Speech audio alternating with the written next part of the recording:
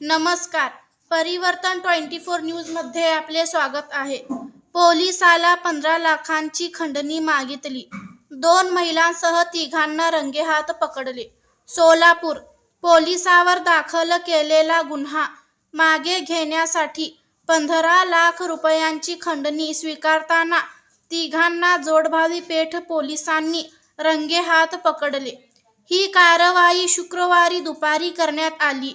पूजा ढवळे, वय 37, राहणार शिवगंगानगर. मिलिंद कांबळे, वय 47, राहणार बुधवारपेठ. लक्ष्मी लोंढे, वय 45, राहणार SRPF कॅम्पजवळ असे अटक करण्यात आलेल्या तिघांची नावे आहेत.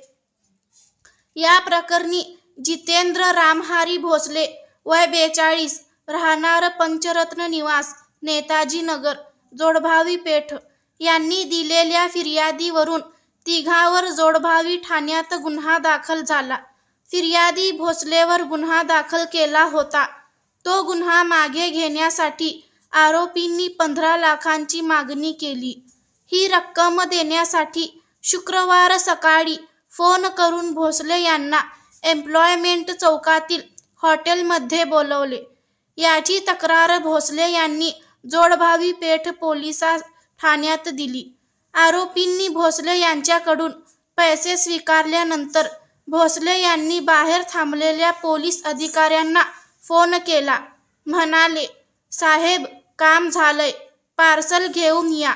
इशारा कळताच बाहेर थांबलेल्या पोलिसांची टीम तातडीने हॉटेलमध्ये आरोपी जवळ पोहोचली. अचानक झालेल्या या कारवाईमुळे काय झाले हे त्यांना सुचनासे झाले होते. त्यांनी सुरुवातीला उडवाउडवीची उत्तरे दिली, अशी माहिती सूत्रांनी दिली. घटनेची खात्री करण्यासाठी सपोनी विष्णू गायकवाड यांनी 2 पंचांसोबत पथकासह हॉटेल परिसरात सापळा लावला. भोसले यांनी आरोपींना 50,000 रुपये रोख, 1.5 लाखांचा व एक 13 लाखांचा असे 2 चेक दिले.